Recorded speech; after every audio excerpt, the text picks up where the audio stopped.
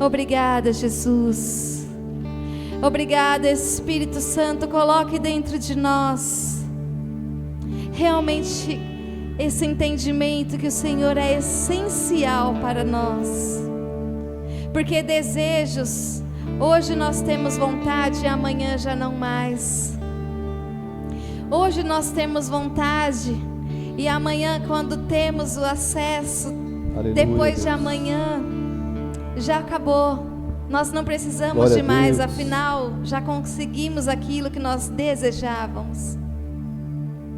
Mas aquilo que é essencial, aleluia, não adianta ter hoje, glória a Deus, e amanhã não ter. Aleluia, Jesus. Não adianta o nosso coração bater hoje e amanhã não bater. Aleluia. Depois de amanhã já não tem mais. Deus. Então que assim como o nosso coração, a batida do nosso coração, as trocas de ar do nosso pulmão, que são essenciais, não dá para viver sem elas. Que nós possamos entender que buscar ao Senhor é essencial, orar é essencial, erguer a nossa adoração ao Senhor em todo tempo é essencial, ouvir a voz do Senhor é essencial. Porque se nós não ouvirmos o que o Senhor quer, a gente acaba fazendo o que nós queremos. E nós não queremos fazer o que nós queremos. Mas nós queremos discernir o tempo. Quando o Senhor disser, é tempo de abraçar, nós abraçaremos. Quando o Senhor disser, é tempo de deixar de abraçar, nós deixaremos de abraçar. Quando o Senhor disser, é tempo de se entregar, nós nos entregaremos. Quando o Senhor disser, é tempo de quebrantar o coração, deixar eu trabalhar no teu coração, deixar eu te convencer daquilo que precisa ser mudado, nós vamos ouvir, porque é essencial. E nós vamos deixar o Senhor trabalhar em nós. Obrigada por este tempo que nós estamos aqui de unidade, de adoração e honras ao único Rei. Que as nossas vidas honrem e glorifiquem ao Senhor Jesus. Glórias a Jesus, glórias ao Espírito Santo, glórias ao Deus Criador. Ele que criou tudo que existe só existe por causa que Deus falou. Haja, então ouve. Glórias a Deus, eterno, imortal, que tem o tempo em suas mãos. Todo ser, todo estar, todo domínio, toda autoridade está nas mãos do Senhor. Glórias ao El Shaddai, o suficiente, o todo-poderoso. Poderoso. Não existe ninguém mais poderoso do que o nosso Deus. Glórias a Deus. Só tu és santo, Senhor.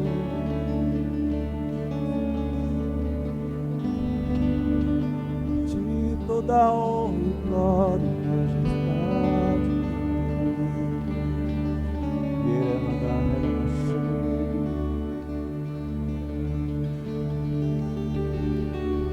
A tua voz, Senhor,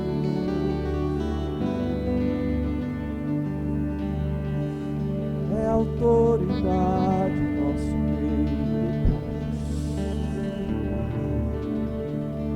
Somente a tua voz, Senhor,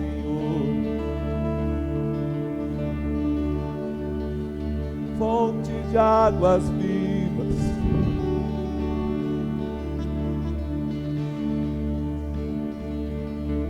jorra em nós, Senhor,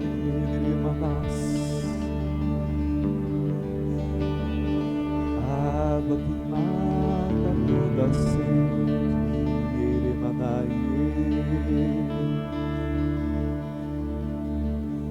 Só tu és santo e não há outro igual. Orere manare candori, namaste cantori aramanai, naire manare candori mas. Os céus proclamam tua glória, a terra vive teu avivamento. Aviva, Senhor, a tua igreja.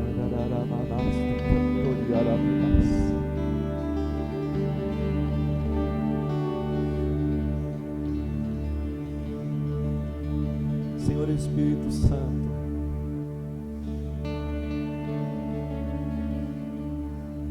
quando nós estamos no átrio deste mundo, muitas são as vozes que falam para nós desistirmos, mas a nossa decisão hoje é calarmos todas essas vozes e nos atuar.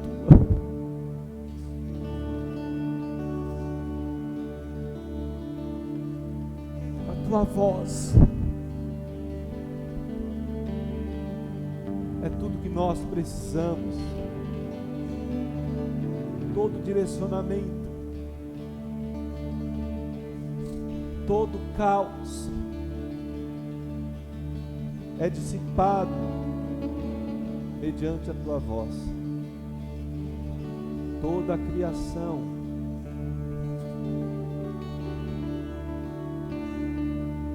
toda a fé que nós precisamos ter provém da tua voz. É na tua palavra que nós colocamos no nosso coração. Eu tenho certeza, Pai, absoluta, que é na tua voz que nós alcançaremos o caminho, a mensagem da cruz, que um dia foi proclamada na terra, uma cruz que foi levantada, fincada numa terra, a princípio como sinal de maldição, mas que se transformou em graça e favor, e por isso nós estamos aqui. De forma nenhuma nós rejeitamos a cruz. Nós declaramos que o Cristo que morreu crucificado está ressurreto em nós. Ele não está mais na cruz, mas a mensagem da cruz, ela é viva em nossos corações. E é nesta mensagem que nós podemos entender ou absorver o teu poder operante. O mundo não entende porque não compreende a mente de Cristo, portanto a mensagem da cruz é loucura, mas para nós que estamos aqui ela é poder. Espírito Santo de Deus, nós te pedimos agora, manifesta este poder em nosso meio, que não sejam palavras, que não seja uma pregação por razões ou teologia humana, mas que seja uma mensagem que venha do teu trono, que um dia foi manifestada na cruz do Calvário, mas que chegou até nós agora como graça. Nós te pedimos, Senhor Espírito Santo, nos retira de todo ato humano, de toda situação ou pensamento que faz algum tipo de bloqueio, dores físicas, nós declaramos agora: saiam do nosso meio. Dores, traumas emocionais, saiam do nosso meio. Nós destituímos de nossas vidas toda acusação, porque um dia todas elas foram lançadas na cruz do Calvário, e agora carregamos como um jugo a cruz de Cristo, que nos faz santificados e perdoados. Portanto, nós te pedimos, Senhor Espírito Santo, atua em nossas mentes, atua em nossos corações. Eu te peço agora que o Senhor venha sobre mim e me esvazio de mim mesmo, para que não haja nada do teu Filho que possa impedir esta palavra, que não diga nada que não provenha do teu trono, mas que eu apenas diga aqui toda a palavra direcionada pelo Senhor. Que eu possa agora, Senhor Jesus, não somente ser cheio, mas transbordar daquilo que o Senhor já me entregou, e a tua igreja possa receber, para também poder transbordar ao mundo. É o que nós te pedimos assim, em nome do Senhor Jesus. Em nome do Senhor Jesus, aplauda este Deus, amados. Aleluia! Glórias a Deus! Aleluia! Louvado seja o Senhor. Amém? Permaneça de pé só um pouquinho ainda. Estou grato a Deus por mais essa oportunidade. Primeira ministração aqui em nossa igreja, mas já tive o privilégio de ministrar em outra igreja nesse ano, mas eu tenho certeza que o Senhor tem propósito para nossas vidas hoje. E eu tenho certeza que o Senhor há de cumprir toda a sua vontade, que é boa, perfeita e agradável para nossas vidas. Amém, amados? Então abra aí a tua palavra, abra aí o teu verbo, no livro do Evangelho de Mateus,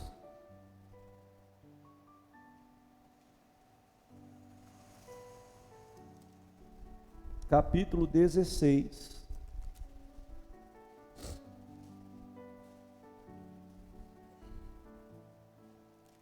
Aí nós vamos ler do verso 24 ao 28.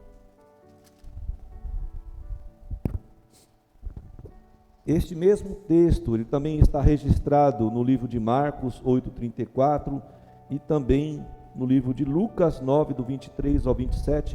Geralmente ele é usado muito, comentado ou pregado muito sobre Lucas. O Senhor Espírito Santo me direcionou para Mateus por conta do versículo 27, mas nós vamos ler todo. Todos acharam então? Mateus capítulo 16, versículo 24, o apóstolo diz assim, comentando sobre as palavras de Jesus: então disse Jesus a seus discípulos: se alguém quer vir após mim, a si mesmo se negue, tome então a sua cruz e siga-me. Porquanto quem quiser salvar a sua vida, perdê-la-á, e quem perder a vida por minha causa, achá-la-á. Pois que aproveitará o homem se ganhar o mundo inteiro e perder a sua alma? Ou que dará o homem em troca da sua alma? Versículo 27. Porque o Filho do Homem há de vir na glória de seu Pai, com os seus anjos, e então retribuirá a cada um conforme as suas obras. Em verdade vos digo que alguns há dos que aqui se encontram, que de maneira nenhuma passarão pela morte, até que vejam vir o Filho do Homem no seu reino. Podeis aceitar. O nosso verso áureo de hoje encontra-se no livro de Mateus, também capítulo 10, agora versículo 38, O apóstolo diz assim: se você se recusa a tomar a cruz e seguir-me, não é digno de mim. Amém? Louvado seja Deus por mais essa oportunidade que nós temos de mais uma vez aqui estarmos reunidos, e eu muito feliz, né?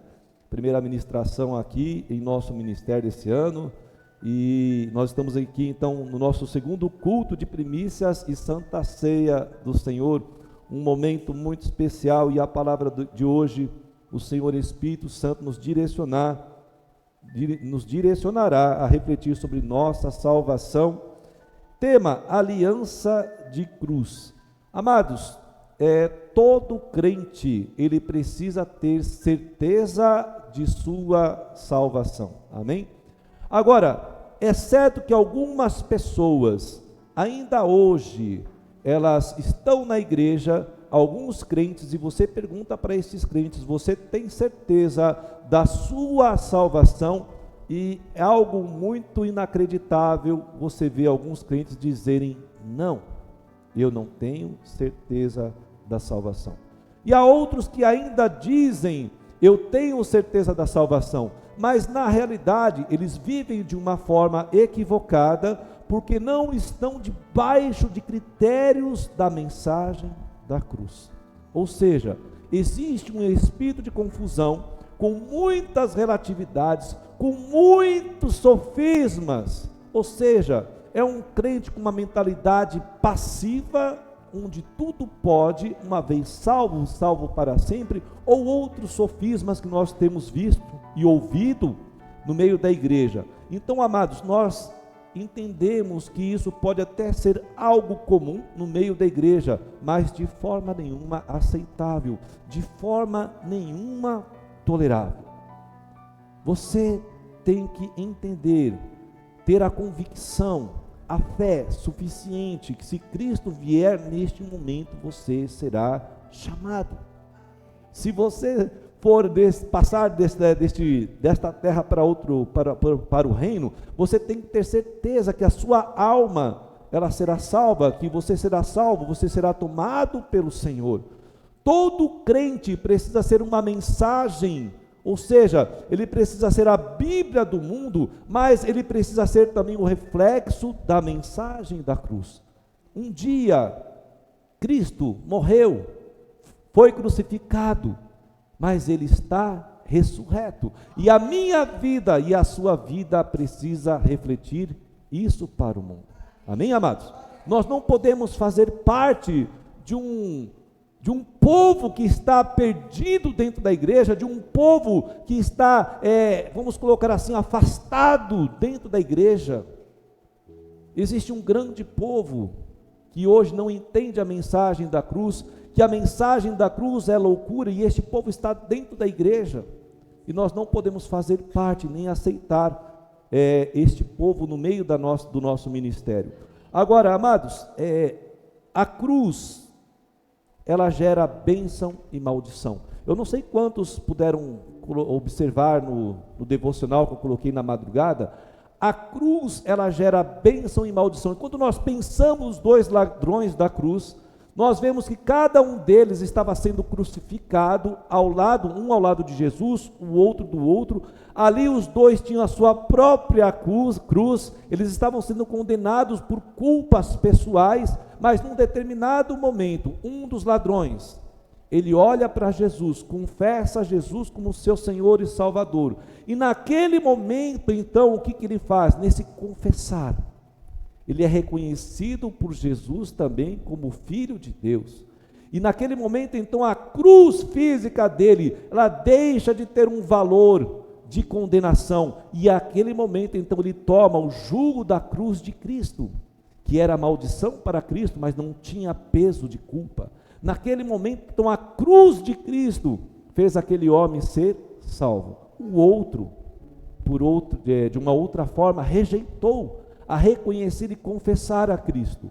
E naquele momento ele perdeu a oportunidade também de ser salvo. Então a mensagem da cruz hoje para o mundo, ela gera bênção, mas ela também pode gerar maldição. E nós precisamos entender que mesmo dentro da igreja, eu preciso ser como este ladrão da cruz, que reconheça os meus pecados, que reconheça as minhas falhas, mas eu aceito que todas essas falhas, esses pecados sejam lançados na cruz de Cristo, para que assim eu tome o jugo de Cristo sobre a minha vida, que é poder de graça e favor. Amém, amados? Então a bênção é para todos que confessam a Jesus como seu Senhor e Salvador, e a maldição para todos aqueles que rejeitam a Jesus como seu Senhor e Salvador e Filho de Deus. Agora vamos ver no Evangelho de Mateus, o que Jesus fala sobre confessá-lo como Salvador. Mateus 10, 32, 33, Jesus diz assim: portanto, todo aquele que me confessar diante dos homens, também eu o confessarei diante do meu Pai, que está nos céus. Mas aquele que me negar diante dos homens, também eu o negarei diante do meu Pai que está nos céus. Amados, é importante lembrarmos que nós já fomos ministrados. O confessar de Jesus não é apenas levantar a mão na igreja, numa comunidade, e dizer eu te aceito, eu te recebo. Existem muitas formas. Não, o confessar a Jesus, ele está mais pautado em assumir a identidade de Cristo, e quando você assume a identidade de Cristo, você vive como Cristo viveu, você vive a essência de Deus, ou seja, você agora tem o caráter de Cristo. Quando você confessa a Jesus como seu Senhor, como seu Salvador, você está dizendo para Cristo: Cristo, eu aceito viver agora mediante aos princípios da tua palavra, aos princípios da mensagem da cruz. Então, aceitar a Cristo não é apenas um estilo de vida, mas é entender o propósito da aliança da cruz. É sim uma aliança de sangue. A aliança da cruz, para mim e para você, é uma aliança do sangue de Cristo, que faz expiação, que perdoa o meu pecado, que perdoa o seu pecado. E se eu estiver fora desta aliança, eu estou vivendo sobre condenação. Então, não é apenas um estilo de vida. E o que nós vemos na atual igreja, os crentes apenas vivem um estilo de vida. Eu sou gospel. Eu sou, sei lá quantos nomes aí. As pessoas gostam de dizer que são crentes agora. É moda, virou moda. Então, o modismo leva o homem a viver a uma relatividade, e o Evangelho não é moda. O Evangelho não é moda. O Evangelho é sacrifício. Em Lucas, esse mesmo texto que nós lemos, quando Jesus fala: aquele que quiser vir após mim, a si mesmo se negue, tome a sua cruz dia a dia, aí siga-me. Ou seja, carregar a nossa cruz agora dia a dia, está no jugo da cruz de Cristo, e é sacrifício, não é modismo, não é o que a presbítera falou neste mês passado. Ela falou algo muito interessante: ser feliz não é sinal de sorriso, ou um sorriso não é sinal de felicidade. Ser feliz é você estar vivendo uma prosperidade na sua alma, quando a sua alma está repleta do Espírito Santo de Deus. E quando a sua alma está repleta do Espírito Santo de Deus, mesmo na tristeza, mesmo na angústia, você está vivendo regozijo, mesmo na perseguição.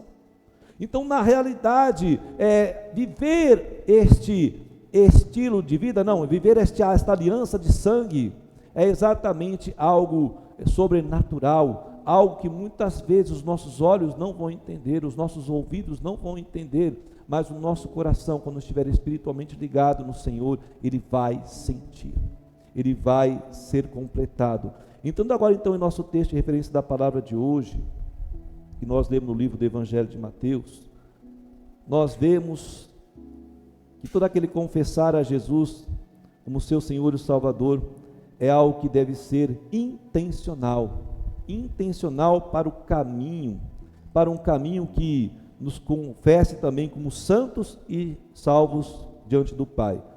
Eu quero elencar então 4 princípios, irmãos, para que nós possamos avançar como fundamentos da aliança da cruz.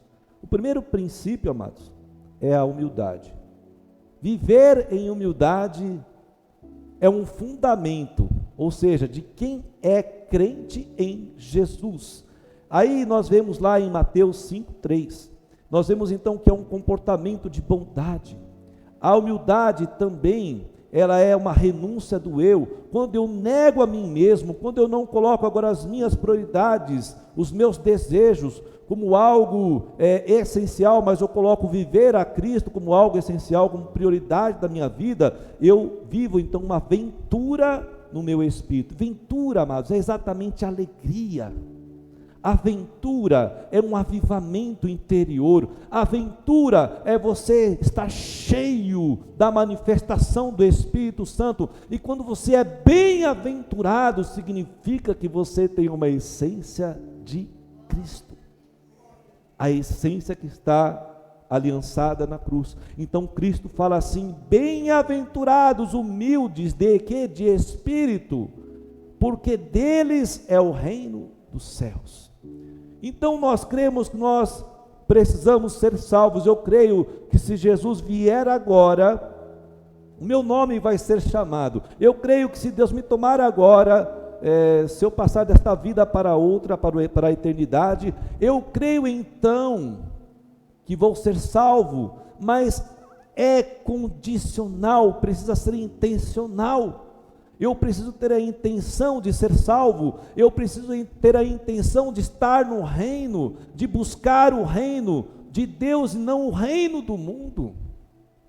Nós precisamos preparar a igreja para o reino de Deus, não para o próximo governo desta terra. E está sendo invertido as coisas. A igreja está sendo preparada, conduzida para esperar um governo terreno, quando na realidade a igreja precisa estar sendo preparada para viver o reino de Deus, para alcançar o reino de Deus. E sem humildade, a igreja não alcançará o reino de Deus.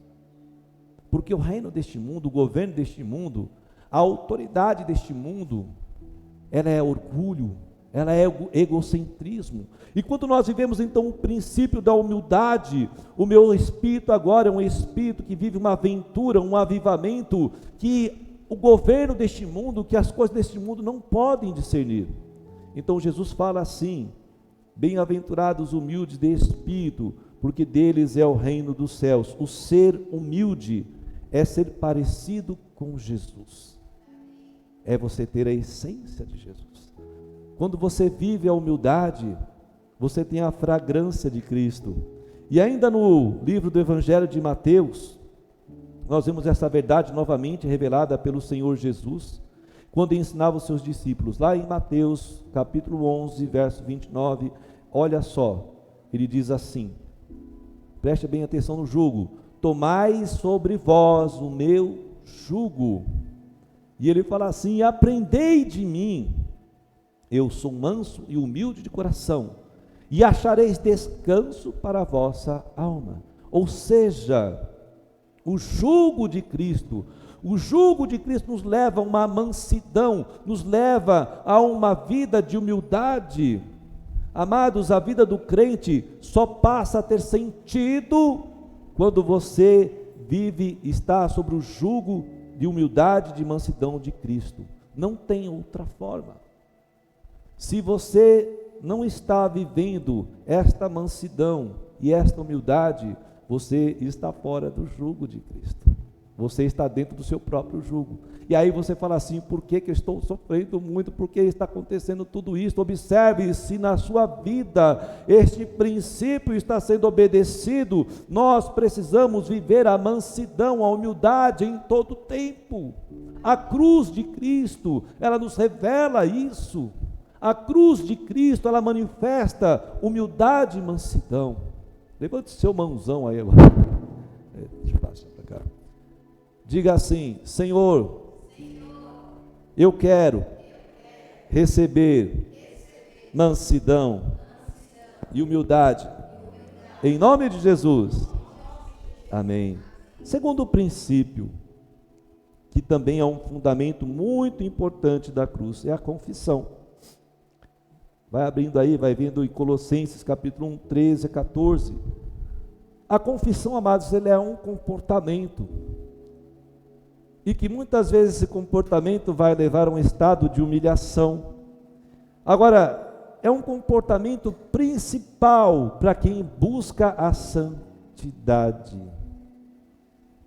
A confissão, ela é algo muito importante, porque ela traz transparência, e a transparência faz que a luz dissipe todas as trevas que um dia esteve ao redor de nossas vidas. Um dia nós estávamos perdidos nas trevas, mas a maravilhosa luz de Cristo, ela vem e dissipa todas as trevas. Então a confissão é um estado de transformação de algo que estava totalmente em trevas, que passa a ser agora para a luz. É uma transparência.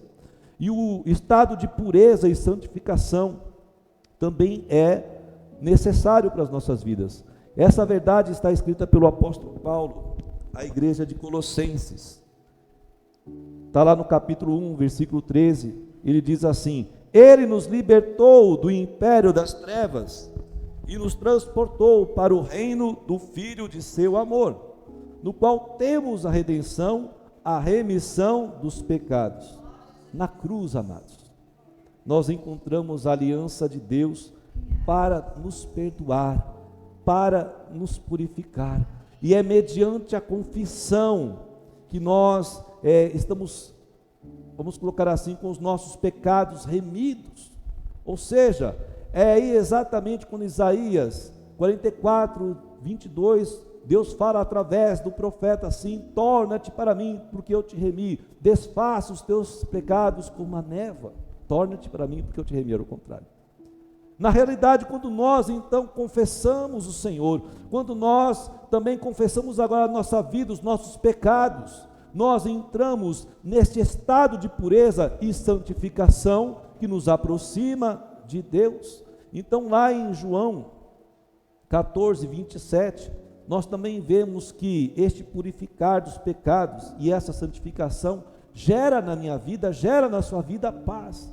Deixo-vos a minha paz vos dou, não como o mundo a dá, não como o mundo a dá, não se turbe o vosso coração e nem se atemorize. Então, quando nós estamos debaixo deste fundamento de confissão, a santificação, a paz que é gerada em nós, nos faz o quê?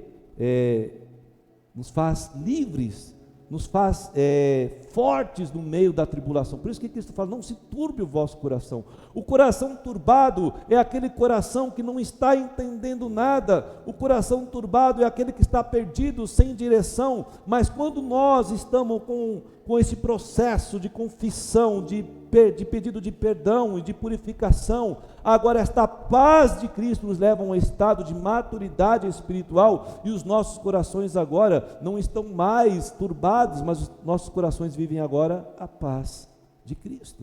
Por isso que ele fala assim: deixo-vos a minha paz vos dou, porque a paz do mundo, amado, a paz que o mundo outorga para você, ela pode até ser passageira, pode durar uma noite, pode durar minutos.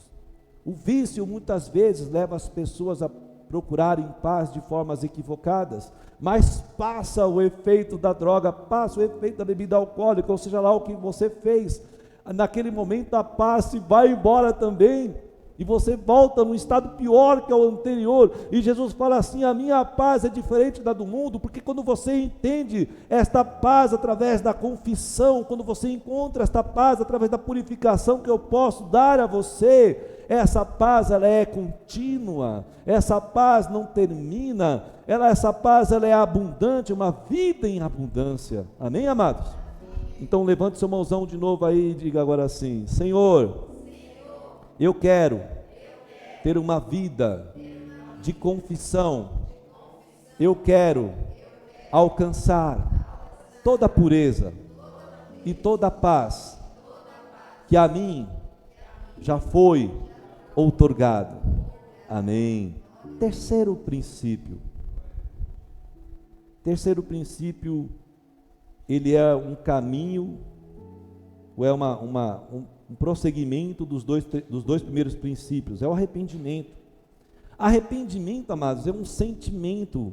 Nós vamos ver que em 2 Crônicas 7:14, sentimento profundo que leva o homem a uma conversão de pensamentos, que leva o homem também a uma convergência de caminhos. Então, quando eu me arrependo, eu estou passando de um estado para outro estado. O arrependimento envolve uma mudança, não só no coração, mas também na mente. Uma mente que se converte, uma mente que passa pela convergência da aliança da cruz, leva o homem a não aceitar mais um estado de pecado, um estado de erro, mas o coração dele fala: não é possível, eu não consigo mais fazer isso, eu não posso mais fazer isso, eu não aceito mais fazer isso. Ou seja, o arrependimento leva o homem a uma obediência radical, a viver uma vida de sacrifício. Então o arrependimento também é algo muito importante, mas também ele nos dá ações que refletem a transformação de um velho homem para uma nova vida, uma nova criatura. O arrependimento ele tem que ser algo visível, ele não é algo oculto. Me arrependi, não, todos veem quando você se arrepende. O local onde você está quando você se arrepende alcança a paz do princípio anterior. Então, quando você vive o arrependimento, tudo não só transforma dentro de você, mas ao seu redor também se manifesta. Ou seja, o arrependimento também, ele é visto por ações que refletem essa transformação de um velho homem para uma velha criatura. E somente aquele que passa pela cruz alcança essa metanoia. Vamos ver então lá, 2 Crônicas 7,14, Deus falando a Salomão. Ele fala assim, muito conhecido este texto, mas pouco vivido, infelizmente. Se o meu povo, que se chama pelo meu nome, se humilhar, ter humildade de coração, e orar, e me buscar, e se converter dos seus maus caminhos, então eu ouvirei dos céus, perdoarei os seus pecados, e sararei a sua terra. O arrependimento traz cura. O arrependimento, ele traz a cura na alma. O arrependimento nos leva para a cruz de Jesus, mas principalmente para permanecermos na cruz. Jesus, ele morreu, ele não está mais na cruz, mas quando eu carrego a minha cruz pela aliança da cruz de Cristo, eu permaneço na mensagem da cruz todos os dias. E sem arrependimento, eu não consigo viver a mensagem da cruz, porque a mensagem da cruz em todo o tempo foi arrependimento e reino, arrependimento e reino. João Batista veio anunciar a Jesus, foi o último profeta, e o primeiro profeta, o último profeta que anunciou a Jesus, e o primeiro profeta, o único profeta antes de Jesus no Novo Testamento, e a sua principal mensagem foi o quê? Arrependei-vos, porque está próximo o quê? O reino de Deus. Jesus veio, João Batista sai de cena, e a principal mensagem de Jesus ainda continua sendo arrependimento e reino. Todo o restante é simplesmente um complemento de toda essa mensagem de Jesus, arrependimento e reino. Nós não podemos perder o foco. Então levante seu mãozão de novo aí nesse terceiro princípio e diga assim: Senhor, eu quero viver o arrependimento em sua plenitude, mesmo que seja difícil, eu aceito, e agora quero viver uma transformação, uma metanoia em todos os sentidos. Amém. Amém. O quarto princípio, esse eu creio que é um dos mais difíceis, mas um dos principais fundamentos da mensagem da cruz, é o perdão. Muito difícil de se falar, muito difícil de se aconselhar, e eu posso dizer, muito difícil de se viver, porque é fácil falar para alguém, Mas quando você tem que viver o perdão, é difícil. É difícil. Então, o perdão, ele não é um sentimento, amados. O perdão agora, ele é uma escolha de viver perdoado. Porque quando você perdoa, você está exatamente vivendo a outorga de perdão de Deus. Mas se você não perdoa, você está dizendo para Deus: eu não permito que o Senhor me perdoe. Isto é muito sério. O perdão de Deus para nossas vidas é condicional à minha vida, ao meu estado de busca de perdão. E perdão não é eu preciso sentir para ser perdoado, não. Perdão é uma intenção, amados. O perdão é você entender que o perdão é necessário fazer, pronto, acabou, eu preciso perdoar, não importa a dor, eu preciso perdoar. Porque se eu estiver vivendo um tempo de falta de perdão pelo próximo, eu posso estar automaticamente me condenando. E eu sei que é difícil. E o perdão muitas vezes vai começar apenas com uma confissão obrigatória mesmo. Quando você fala assim: eu vou ter que falar que eu perdoo, mas eu não quero, mas eu vou falar, eu perdoo. Porque quando você confessa com a sua boca, você está declarando para Satanás: olha, a minha vida agora está acobertada pela promessa de Jesus, pela aliança da cruz. E quando eu perdoo, então eu coloco por terra toda a provocação de Satanás, toda a culpa de Satanás. Então não é um sentimento, é uma escolha, uma intenção de viver perdoado. Todo homem que vive sem o princípio do perdão, preste atenção nisso, está com a sua alma encerrada. Quando você decide não perdoar, a sua alma está encerrada, presa em seu próprio interesse e orgulho. Quando você não vive o perdão, você está declarando para Deus: o que mais me importa é viver a minha dor do que o seu mandamento, porque perdão é mandamento. Perdão não depende se eu quero ou não quero, é mandamento, amados. Não existe livre-arbítrio aqui. Aliás, o livre-arbítrio não existe para Deus. É mandamento. Se você perdoar, você vai ser perdoado. O princípio do perdão também é um fundamento da cruz, e é condicional para a salvação do homem. Vamos ver então o que Jesus fala no livro de Mateus, capítulo 6, versos 14 a 15. É o texto mais claro sobre a necessidade do perdão como fundamento da cruz. E ele fala assim: porque se perdoardes aos homens e as suas ofensas. Aí eu quero parar aqui. Pense aí agora na sua situação. Qual ofensa que você está vivendo neste momento? Qual a situação que está te colocando contra a parede? E ele fala: porque se perdoardes aos homens e as suas ofensas, também vosso Pai Celeste vos perdoará. Se porém, olha como é condicional, se porventura, cabeção, cabeçuda, não perdoardes aos homens e as suas ofensas, tampouco vosso Pai vos perdoará as vossas ofensas. Eu acho que está muito claro, está muito claro.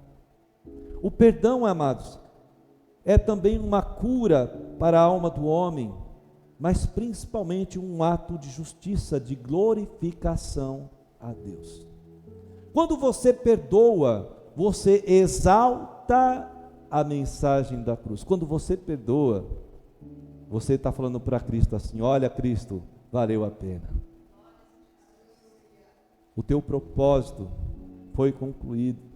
Mas quando você não perdoa, você está falando para Cristo: não adiantou nada o seu sacrifício. Quando você não perdoa, você está se tornando cativo de uma acusação, de uma autoacusação sobre a sua vida. e aí você não exalta Cristo, mas você exalta o acusador, porque o acusador em nenhum tempo te perdoa.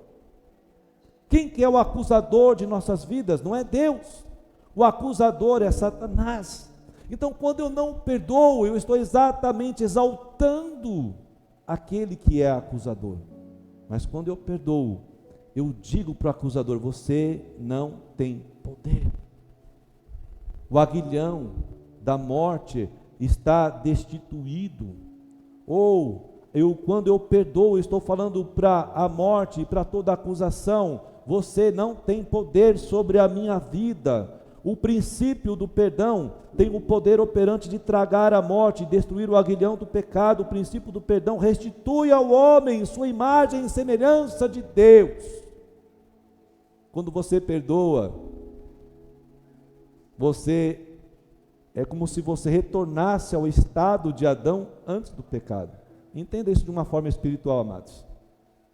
Quando Adão não havia pecado ainda, ele vivia sobre o quê? Sobre o governo e a responsabilidade de Deus, e naquele momento, antes do pecado, ele tinha declarado sobre a sua vida o quê? A imagem e semelhança do Deus Pai, do Deus Filho, do Deus Espírito Santo.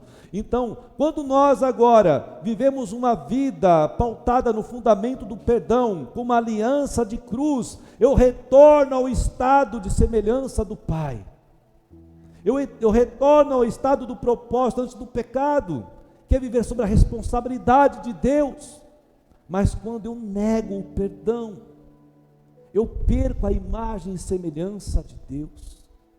Eu estou fora de um propósito da criação lá do início, antes do pecado. Vocês podem ver que quando Adão pecou, quando Deus foi conversar com Adão: Adão, o que você fez, cabeção? Foi a mulher que o Senhor me criou. Se Adão tivesse perdoado a Eva e tivesse falado: olha só, isso é sério, amados. Se Adão tivesse perdoado a Eva, falou: Senhor, eu te peço teu perdão, porque eu errei. Com certeza Deus ia continuar a conversa com ele, e falar assim: mas Adão, como é que você fez? Por que você fez isso? Não, porque eu caí. Não, Adão, pode falar. Não, porque Eva experimentou, ela achou bom, tal, e me deu, mas eu errei. Ele estaria exatamente colocando a culpa sobre si e não sobre Eva. Mas ele não perdoou, ele preferiu culpar, transferir a culpa para Eva, e naquele momento aí Eva passando a culpa também para a serpente. E aí, amados, é um processo todo que o ser humano, que o mundo passou a viver. Mas o perdão é algo que está no coração de Deus. Para o mundo que ainda está cativo no egocentrismo, no orgulho, o perdão é um sinal de fraqueza e derrota moral. Não é isso? Quando você fala assim: perdoa. Eu? Perdoar para quê? Você não sabe, entendeu? Só eu sei o que eu vivi. E aí vem aquela velha conversa de acusação e transferência de causas, como se Deus não soubesse de nada. E Deus sabe. Então Deus espera de mim e de você exatamente uma intenção agora de vivermos esse perdão, exatamente, não porque nós somos fracos, mas porque nós somos fortes. Aquele que se coloca na condição de perdoar, ele não é fraco, ele é forte.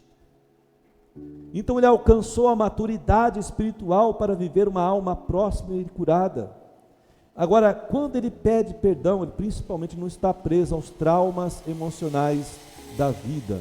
Quem está preso pela falta de perdão, vive emocionalmente cativo, vive transtornos em sua personalidade, porque ele não consegue renunciar o seu eu, porque ele não consegue negar-se a si mesmo. Então, se eu pedir perdão, é como se eu me sentisse que eu estivesse me matando, vamos colocar assim. E é isso mesmo. Quando você perdoa, você está exatamente mortificando a sua carne. exatamente para que agora aquela aventura do Espírito te traga um avivamento e te faça crescer no meio dessa situação. Então, exalar o perdão é algo muito importante.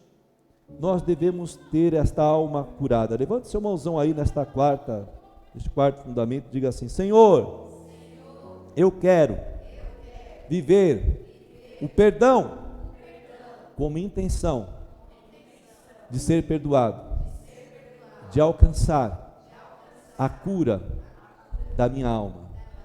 Agora eu quero que você aplaude ao Senhor comigo, amém? Glórias a Deus!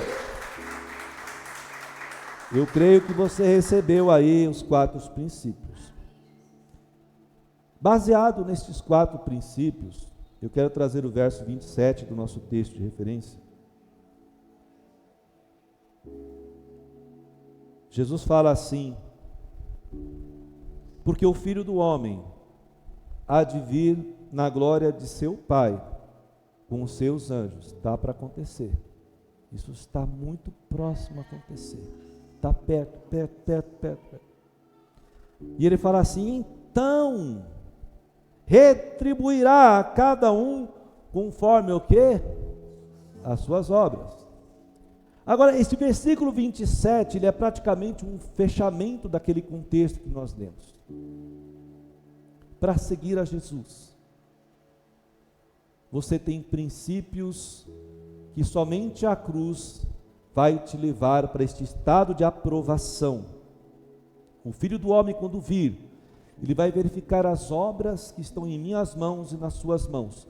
E eu posso apontar claramente, amados, que esses 4 princípios são obras que o Senhor vai verificar em nossas vidas. Muitas são as obras que nós seremos julgados, mas esses 4 princípios são condicionais para a minha salvação, para a sua salvação.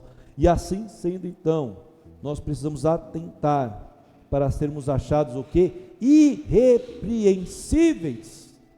O que é ser irrepreensível? É quando Jesus voltar, ele vai fazer um scanner do meu coração, do seu coração.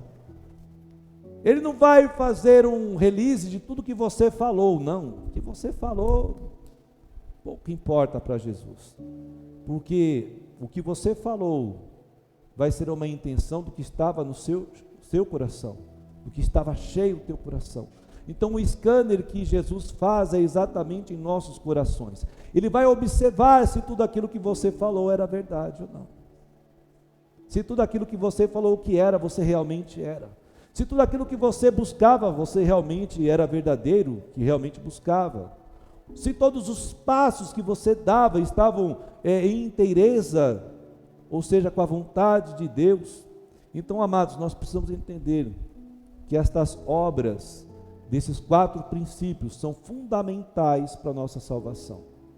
E eu quero fechar com o nosso verso áureo. Nós lemos lá no livro de Mateus, capítulo 10, verso 38. A cruz é algo muito importante. Nós precisamos lembrar da cruz todos os dias. E Jesus fala assim: se você se recusa a tomar a sua cruz e seguir-me, não é digno de mim. A sua cruz, a minha cruz, reflete a cruz de Cristo.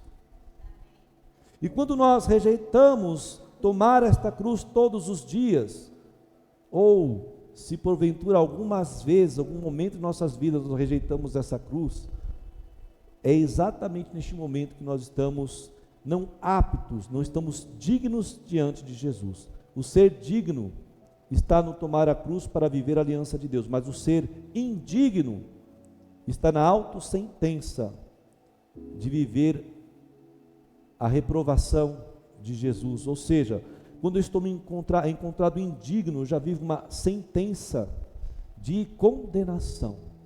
E isso é muito grave, amados. Isso é muito grave. O tomar a Santa Ceia do Senhor, nós estamos aqui na Santa Ceia.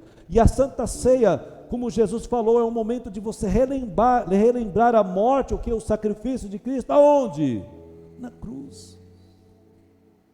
Então, quando eu relembro esse sacrifício, ele tem que imputar no meu coração a importância de eu viver esses 4 princípios, de viver o quê? A humildade em todo o tempo, de viver a confissão, o arrependimento e o perdão. Então, quando eu tomo a Santa Ceia, eu tenho que entender que o relembrar a morte, o sacrifício de Cristo me traz, sim, responsabilidades, uma aliança com a cruz de Cristo. E é nessa aliança que então eu vejo o pão e o vinho. É nesta aliança que eu vejo a importância da carne e do sangue de Jesus. Então é no pão e na carne de Jesus que eu renuncio à carne para poder alcançar uma estatura de verdadeiro adorador. Porque Jesus falou para a mulher samaritana: eis que chegará um tempo, e esse tempo já chegou, que os verdadeiros adoradores adorarão ao Pai. Se quiser colocar aí, João 4, 23. Adorarão ao Pai em espírito e em verdade. Viver em espírito e em verdade é exatamente viver a cruz, carregar a cruz todos os dias. Então a Santa Ceia, amados, é um momento de graça, é um momento, um sinal de favorecimento do selo da aliança da cruz conosco. A Santa Ceia também é comunhão com o corpo de Cristo e com o Deus Pai, com o Deus Filho e com o Deus Espírito Santo. Então a Santa Ceia é um momento agora de nós alcançarmos uma plenitude, uma maturidade espiritual em todos esses 4 princípios. E eu tenho certeza, amados, que a unidade que nós temos com Deus através, que ela é espiritual, nosso espírito com o Espírito Santo de Deus, ela não vai ser fácil de ser alcançada se não estiver pautada nesses 4 princípios. Principalmente o perdão, principalmente o arrependimento. Aí você fala, tudo é principalmente também a confissão e principalmente também a humildade, a mansidão. Cristo foi humilde e manso. Será que no meu dia a dia eu sou manso, humilde? Ontem, eu vou até confessar aqui já para a igreja, ontem nós estamos há mais de 18 dias, fica aí, até gravado aí, depois vai ficar gravado. Estamos há 17 dias sem sinal de internet aqui, porque a operadora determinada aqui nos deixa sem sinal. E eu tentando resolver esse problema, é uma coisa de louco. Se fosse num país sério, já estava resolvido, mas, né, não vou entrar nesse detalhe. Mas então, eu fiquei irritado com a moça. Fiquei muito irritado. Falei, vocês conseguiram estragar o meu dia. Eu estava tão bem. Eu consegui ficar com raiva. Aí, mais à noite, eu falei, não vou deixar passar às 18 horas, como a palavra fala, Senhor, me perdoa, porque eu me irei. Mas amados, todos os dias vai vir situações em que esses 4 princípios vão ser provados na minha vida e na sua vida. Você pode ter certeza, todos os dias vai vir uma situação para que você seja aprovado e infelizmente reprovado. Muitas vezes porque você é fraco, você vai errar, mas a confissão, através do arrependimento, te transforma uma pessoa humilde e mansa, e aí você que declara para o Senhor, me perdoa. E é tão difícil muitas vezes os irmãos procurarem os outros irmãos para pedirem, ou seja, para confessarem, para exatamente estar vivendo um amor fraternal. Eu estava falando com um pastor ontem sobre o curso que nós fizemos no mês passado, e ele ficou empolgado e ele falou assim, amado pastor, que nós possamos criar um grupo de pastores para que nós possamos ser amigos um dos outros. E é verdade. Hoje nós vivemos uma liderança da igreja, uma liderança pastoral, bispal, nem sei se tem esse nome, apostólica, não sei, estou inventando, biscopal. Obrigado, Valmir. Que não há ligamento, não há amizades, ou seja, cada um vive por si, cada um está sofrendo, tomando as dores, mas não tem medo de confessar, porque sabe se confessar, se o outro vai falar, vai sair batendo aí a língua para todo mundo. Nós vivemos isso. E algo que eu li ontem, que eu fiquei assim incomodado até de trazer para a igreja. Quando eu estava lendo exatamente Josué capítulo 13, nós vemos ali o Senhor falando para Josué que ele deixou de conquistar algumas cidades. Ou seja, Deus tinha falado, olha, deste trecho até tal trecho, esse território todo, você vai conquistar tudo. Mas aí Deus fala assim, olha, Josué, você já ficou velho, já está aí velho e idoso, Josué, e faltou cidade para ser conquistada. Aí ele elenca todos os inimigos que deixaram de ser conquistados. Todos esses inimigos que deixaram de ser conquistados foram inimigos futuros depois de Israel, que judiaram muito de Israel. Esses inimigos foram destruídos só no reinado de Davi. Davi chegou no seu tempo idoso, velho, mas com tudo conquistado. E a palavra fala nos livros das crônicas dos reis que havia paz por todos os lados, porque Davi cumpriu a ordem do Senhor. E muitas vezes nós não estamos cumprindo a ordem do Senhor, exatamente porque, amados, porque existem princípios que nós não estamos obedecendo, porque nós estamos procrastinando muitas vezes o que a mensagem da cruz nos fala para fazer, e você fica, não, amanhã eu perdoo, não, amanhã eu confesso, depois eu me arrependo, não, eu não tenho tempo para ser humilde, onde eu trabalho para ser manso, ali eu tenho que ser cabra brabo mesmo, eu tenho que fazer, não, o Valmir falou que é de nordestino, tem que fazer um risco no chão e tal, entendeu? Eu sou também descendente de pernambucano, e foi uma das áreas que eu tive que tratar o mês passado.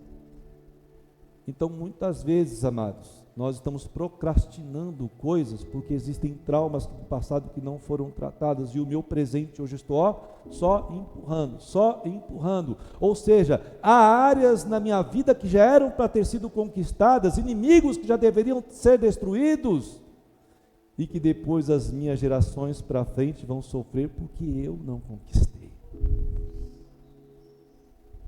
Muitos líderes estão morrendo novos. Eu só vou entrar no contexto da precocidade. A bispa Keila, que faleceu, foi, se não me engano, com 52 ou 51 anos, uma coisa assim. Muito precoce. Muito precoce. Uma pessoa que ainda tinha muitas coisas para fazer. Eu não vou entrar em detalhes se ela conquistou ou não, que tudo que tinha conquistado. Eu só estou falando da questão de ser precoce a morte dela, muito prematura. Eu, no ano passado, com 57 anos, quase fui também. Ou seja, eu creio que tinha muito tempo para frente ainda, Deus sabe todas as coisas. Mas existiam sim, no meu caso, eu creio que tem muitas coisas que há ainda para ser conquistadas, que eu preciso agora deixar de procrastinar, obedecendo ao que? Todos os princípios que a palavra me fala, entendendo que a mensagem da cruz é autossuficiente para uma aliança com Deus, para que eu possa vencer todos os meus inimigos. Deus já falou, olha, esse território é seu, esses inimigos eu já declarei que serão todos derrotados. Então eu preciso avançar, mas se eu estiver procrastinando nos princípios da palavra, eu não vou viver essa promessa. Eu vou deixar até para a minha geração. E a minha geração, ela vai precisar, viu? Vamos aí. A minha geração vai precisar continuar o meu legado. Eu tenho certeza que eu estou continuando o legado do meu pai, que ele deixou. Mas eu tenho certeza absoluta que o meu pai também morreu precoce, com muita coisa para conquistar e não conquistou. E eu declaro aqui com toda certeza, porque ele deixou de viver os princípios. Eu tenho certeza disso. E eu não posso agora errar os erros do meu pai, eu preciso pegar o legado que ele me deixou e passar para frente, caminhar, avançando. Tem muita coisa para fazer, amado, você tem muita coisa para fazer. Por que você está procrastinando? Porque você está deixando de viver princípios que são tão claros como a aliança da cruz para a gente. Amados, não é tempo, eu vou falar aqui de novo. nós não podemos deixar de viver a humildade e a mansidão. Nós temos uma vida de um comportamento de confissão, ela tem que ser uma vida intencional, de arrependimento profundo, de obediência radical e também de perdão. Perdão para sermos perdoados, perdão para sermos salvos. Amém? Finalizando, aquele texto que fala sobre, está em Mateus, hoje foi muito Mateus, quando em Mateus Jesus está falando sobre ligar, onde 2 ou 3 estão reunidos aqui na terra, o Senhor também está presente. Se você for ver o contexto desse texto, ele está falando para Pedro sobre quantas vezes eu deveria perdoar. Estão pegando aí a questão? Então, até mesmo aquilo que eu tenho que ligar aqui na terra com você, você comigo, está pautado por um fundamento de perdão. Não adianta eu ligar com você algo, se eu ou você não estivermos vivendo o fundamento do perdão. A nossa oração vai chegar ali no telhado do céu, para baixo. Nós precisamos perdoar. Nós precisamos perdoar. No momento que a igreja entender isso, a unidade dela na terra arrebentará todas as portas do inferno. É uma chave. Nós precisamos viver a unidade espiritual debaixo desses 4 princípios. Amém? Eu vou chamar o Ricardo e a Natália aqui. Dá para cantar a música Se Eu Não Te Ouvir? De novo. Essa música foi uma música que a Natália já tinha trazido para nós aqui, um devocional de terça-feira. Mas lá o mês passado, lá em Imperatriz, no curso da IFOL que nós estamos fazendo, essa música foi o carro-chefe de todo o trabalho. E eu entendo que muitas vezes nós estamos ouvindo vozes que não permitem que nós ouçamos a voz do Senhor. E muitas vezes essa voz que nós estamos ouvindo nem é de outra pessoa, é nossa mesmo. E nós devemos calar todas as vozes que são muros espirituais, para ouvir a voz do Senhor. A voz do Senhor é esperança. No meio, no começo, no meio e no fim, ela é tudo. Amém? Vamos cantar? Aleluia. Tua voz, Senhor, faz tremer o deserto. Tua voz, Aleluia. Senhor, ecoa sobre as águas agitadas da alma inquieta. Aleluia. Que não consegue descansar.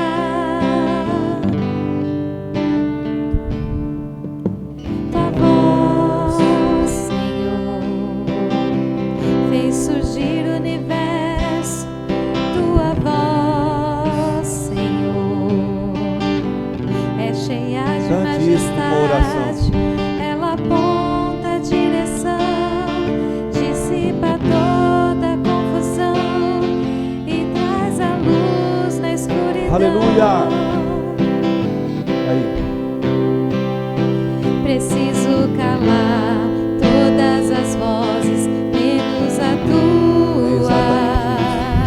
Silenciar todas as vozes, menos a tua. A tua. A tua. Se eu não te ouvir,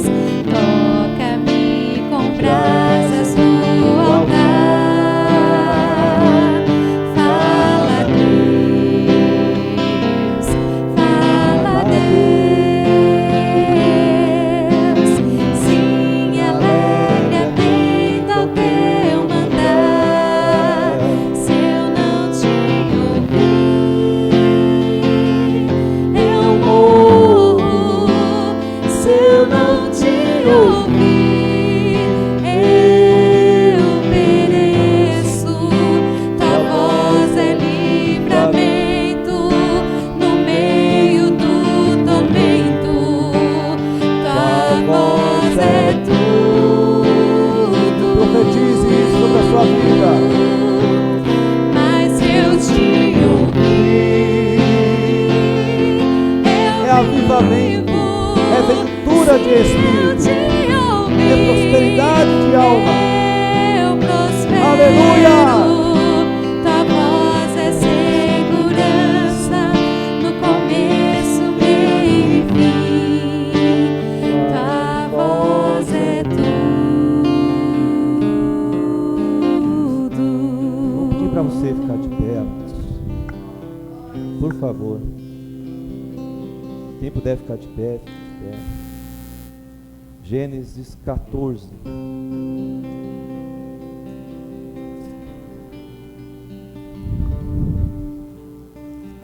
Aleluia.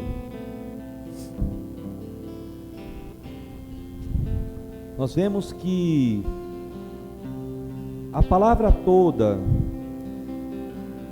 ela tem um propósito, ela se cruza. Aqui em Gênesis 14, verso 18, existe um texto que tem muitas vertentes teológicas, mas eu quero apenas abordar uma aliança de sangue, ou seja, uma aliança de cruz.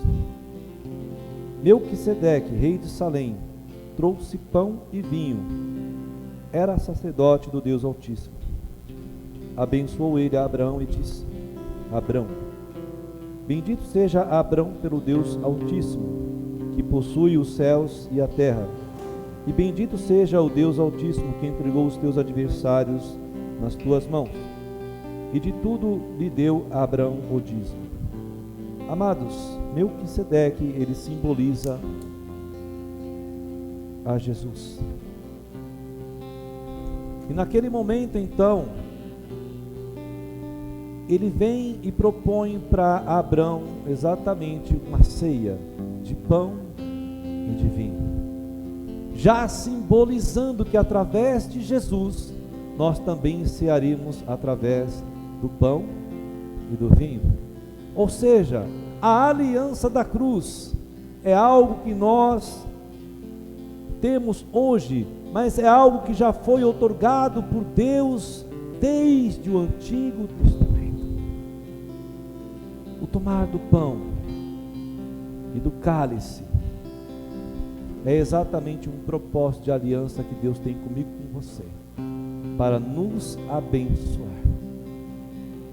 E nesse momento então, quando Melquisedeque fala isso para Abraão, ele fala assim: porquanto você está debaixo desta aliança, Deus entregou para você a derrota de todos os seus inimigos.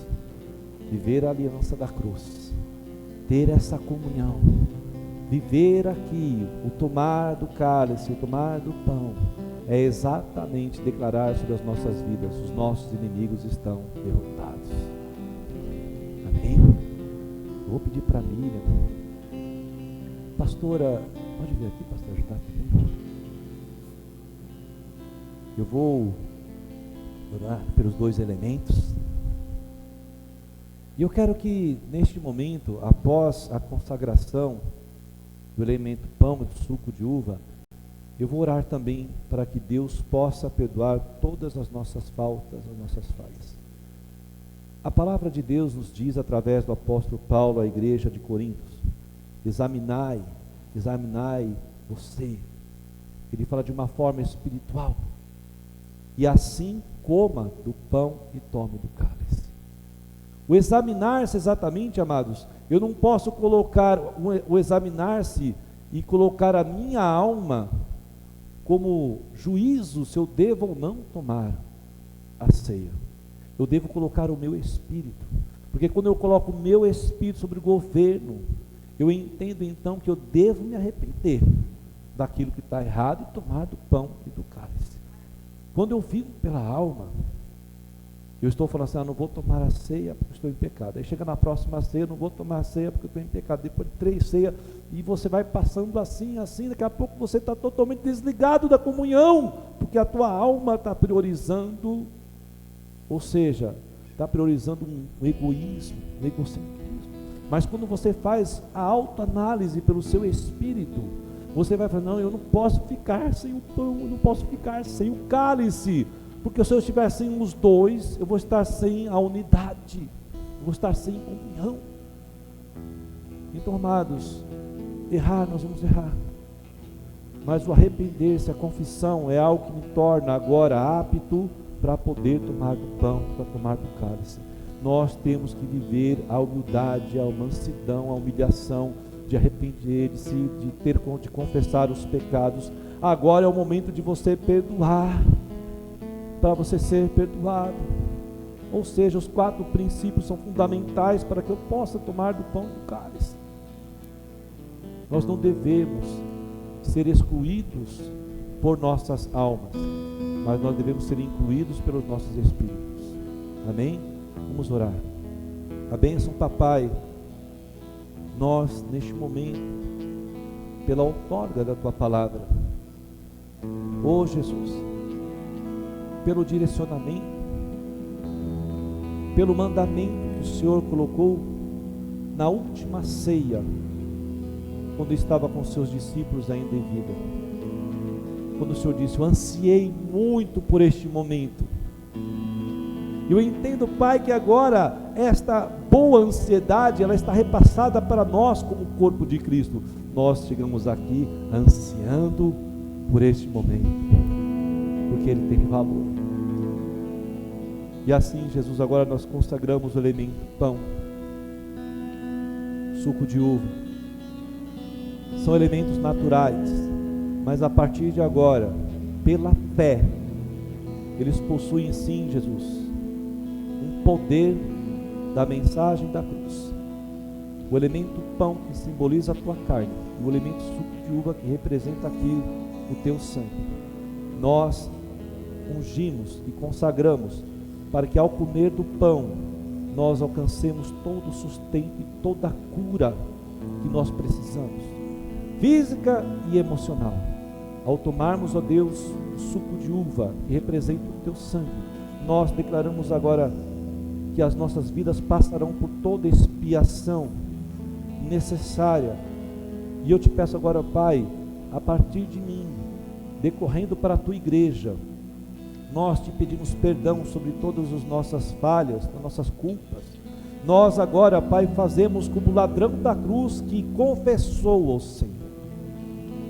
Ele confessou as suas culpas, mas confessou que tu eras o Cristo, o Filho de Deus, o Messias, e nós agora também confessamos as nossas culpas, entendendo que no teu reino agora está outorgado, Deus, uma graça, um favor de perdão. Então nós declaramos que ao tomarmos do suco de uva, a expiação ocorrerá em nossas vidas, e a partir de agora nós não estamos mais no jugo da nossa cruz de culpa, estamos no jugo da cruz de Cristo, que possui um fardo leve, porque não tem culpa. Nós te pedimos assim, em nome de Jesus. Amém. Glórias a Deus.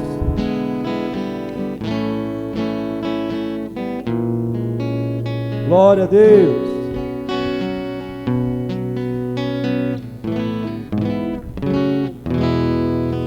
O mercado está vazio, seu trabalho já parou. O martelo dos obreiros, seu barulho já cessou. Os ceifeiros lá no campo terminaram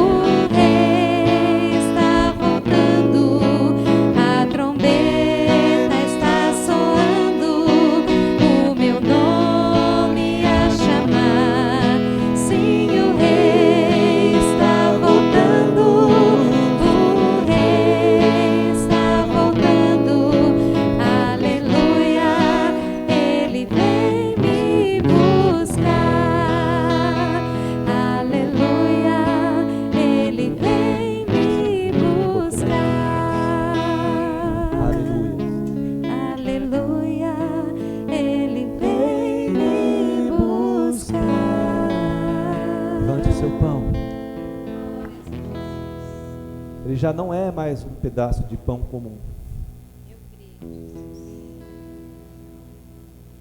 Aqui está a carne, o corpo de Cristo. Creia nisso.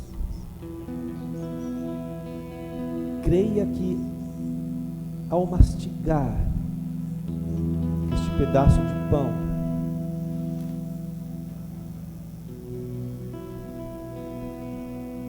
o favor, a virtude de Cristo trará a você cura física e emocional. Comamos todos. Aleluia.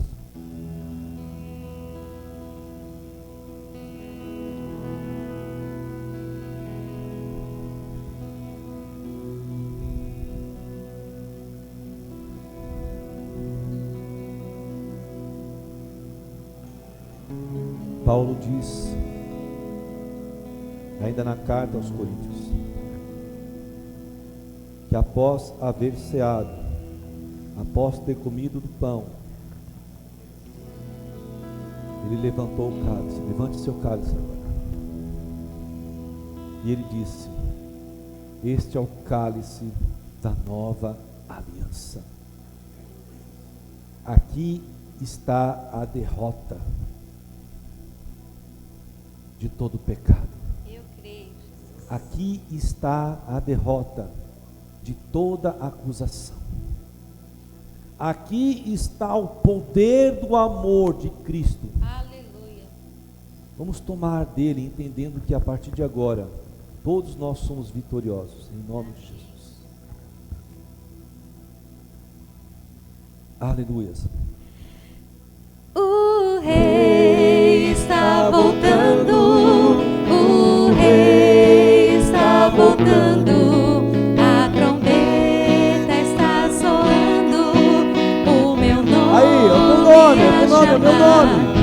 Sim, o rei está voltando, o Jesus rei está voltando, amado. está voltando, aleluia, ele vem me buscar. O rei está voltando, o rei está voltando, a trombeta está soando, o meu nome a chamar.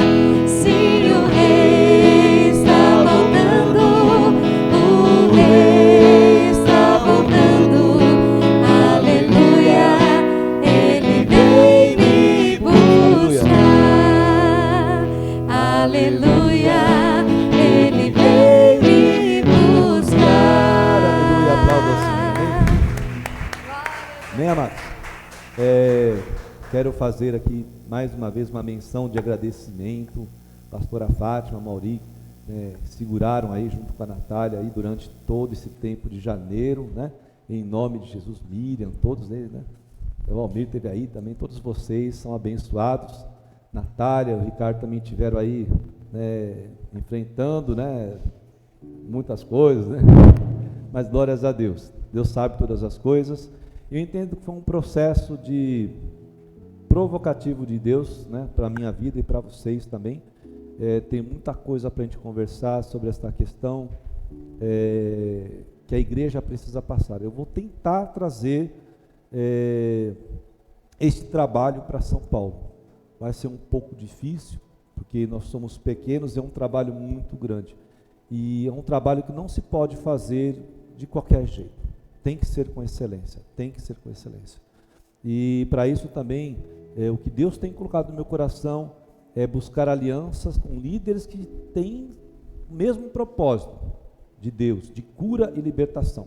Não é algo assim, um movimento. Nós não fazemos parte de movimento, nós fazemos parte de princípios, né? Então a cura e libertação está lá em Isaías 61:1. E nós precisamos viver esses fundamentos em nossas vidas, amém?